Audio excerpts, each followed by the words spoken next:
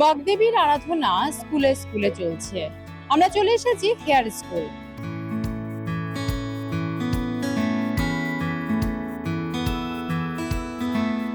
200 বছরেরও পুরনো এই স্কুল।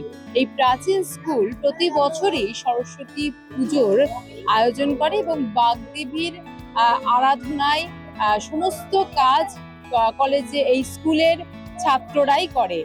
প্রতি বছরই কোনো একটা থিমকে কেন্দ্র করে সরস্বতী পুজোর যে মণ্ডপ সেটিকে সাজিয়ে তোলা হয়। হেয়ার স্কুলে এবারের যে ভাবনা, সেই ভাবনা মানুষের মনকে আকর্ষণ করবে। তার কারণ যে জায়গায় এই হেয়ার স্কুল অবস্থিত সেই জায়গাকেই তুলে ধরা হয়েছে থিম হিসেবে। দেখতে পাওয়া যাচ্ছে এবারের ভাবনা কলেজ স্ট্রিট, আর সেইভাবেই সেজে উঠেছে। স্কুলের গেটে প্রবেশ করার পরেই যে মূল বিল্ডিং আছে সেখানে যদি প্রবেশ করা হয় তার আগেই কিন্তু দেখা দেবে কলেজ স্ট্রিটের মতোই, কিন্তু যেমন কলেজ স্ট্রিটের সারি সারি বইয়ের দোকান আছে, সেই সমস্ত দোকানের মতোই কিন্তু সাজিয়ে তোলা হয়েছে। এখানেও মূল বিল্ডিং এ প্রবেশ পথেই কিন্তু সেরকম সারি সারি বইয়ের স্টল রয়েছে। আমরা এবার ভেতরে প্রবেশ করব।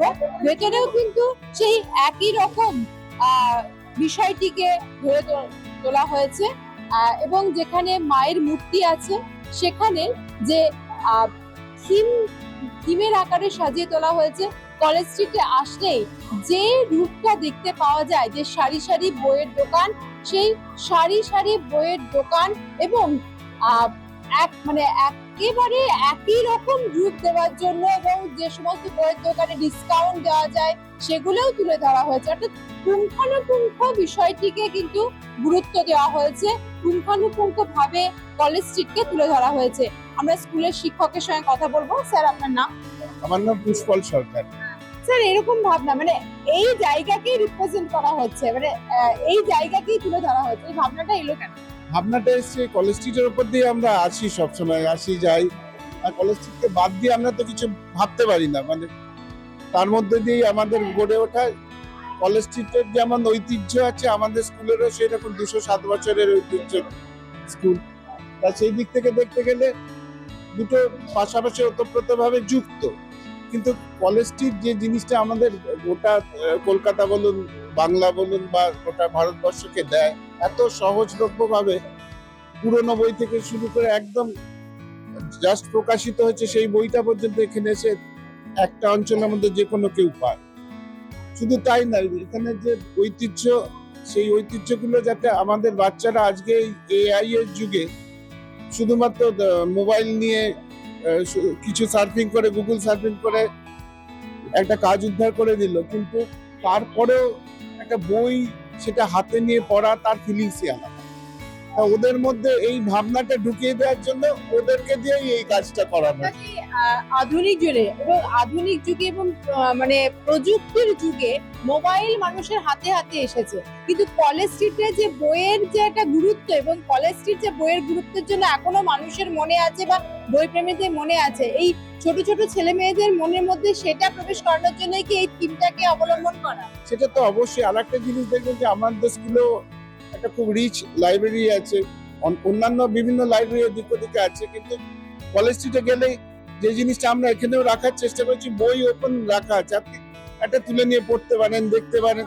এই যে অনুভূতিটা, এই অনুভূতিটা কিন্তু একদম আলাদা, আরো কাছে পৌঁছে যাচ্ছে বই, আরো কাছে পৌঁছে যাচ্ছে। আমরা একটু স্টুডেন্টদের সঙ্গে কথা বলবো যারা এই কাজে স্যারকে সহায়তা করেছে এবং যারা এই ভাবনাটাকে ফুটিয়ে তুলেছে। আমার নাম আবির জাসু। আবির, এই যে ভাবনা, তোমরা কিভাবে এটাকে রূপ দিলে? রূপ দেওয়ার দিক থেকে বলতে গেলে প্রথমে একটা বিস্তারিত আলোচনা, যেখানে আমাদের মতামত, তারপর সেই বিষয়ে স্যারদের কি কি মতামত আছে, সেই সব বিষয়ের পরে একটা বিষয় আমাদের এই ভাবনাটা ঠিক হলো।